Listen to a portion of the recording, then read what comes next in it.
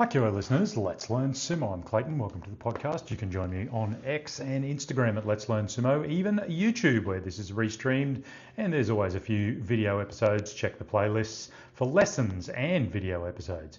More to come, so you can drop me a message or a comment on any of those platforms if you like my content. You can donate to my Kimboshi Fund to help me pay for a few of the subscriptions that keep the channel going. The Buy Me a Coffee link is in the comments. Or you can just enjoy the podcast as it is. Welcome to day 5 of the January Grand Sumo Tournament 2026. Hope you caught me on Sunday morning sumo show last night on YouTube on the stream. 2 hours of commentary with Goose. It's always fun to talk to people in the chat as well, getting other people's opinion about sumo. It's excellent. I love it. On to last night's action. Hoshoryu, he faced off with Wakataka Kage. Look, there's a bit of history there, particularly late last year with a henker and all that sort of thing. But they are both super strong wrestlers.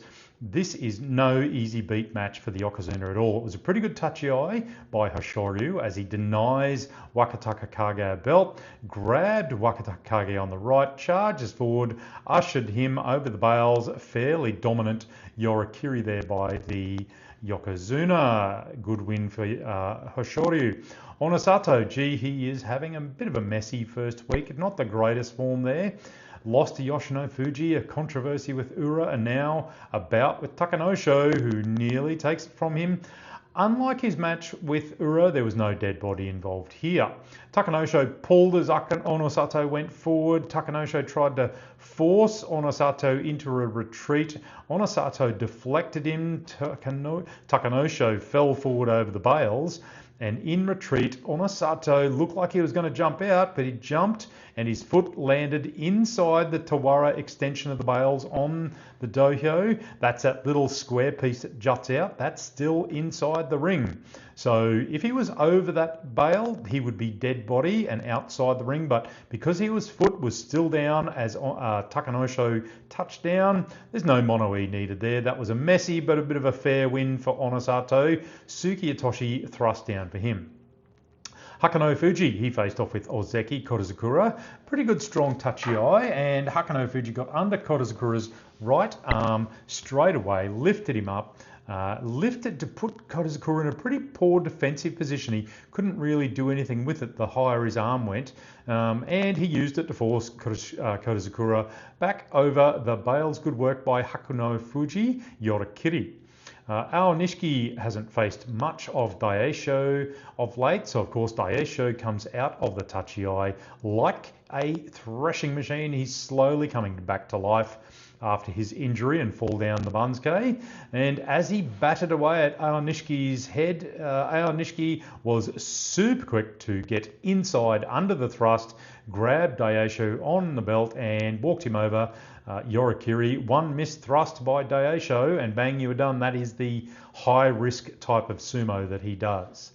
Really good fight with Oho and Kirishima. Oho unleashed a series of Sapari thrusts at Kirishima, chased him around the dohyo while Kirishima was desperately seeking to get some belt or get inside that thrusting. But as Kirishima chased, he drove forward. Oho got a hand on the back of his neck, helped him past and down Hatakikomi. Taiho Oho turned up tonight. Just remember, Oho is the grandson of Yokozuna Oho, who is also part Ukrainian, apparently. An impressive win by Oho tonight. Takeyasu, he is in good form this tournament. He pounded away on poor old Wakamoto Haru with Sapari thrusts.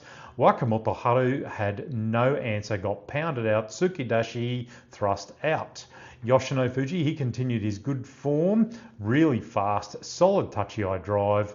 It got Ichi back to his half of the ring, and Yoshino Fuji just kept it up, drove Ichi Yamamoto over the bales. Yorikiri.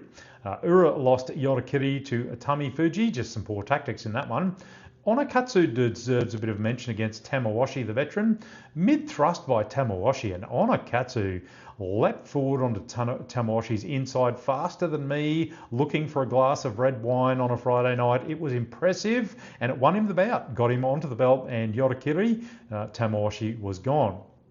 Oshoma, he stayed in the lead after getting a good thrust to lift Kimbozan off the tachiai and then grabbed the belt for an Iwata Dashinage throw over the bales. Abi kept his spot in a joint lead.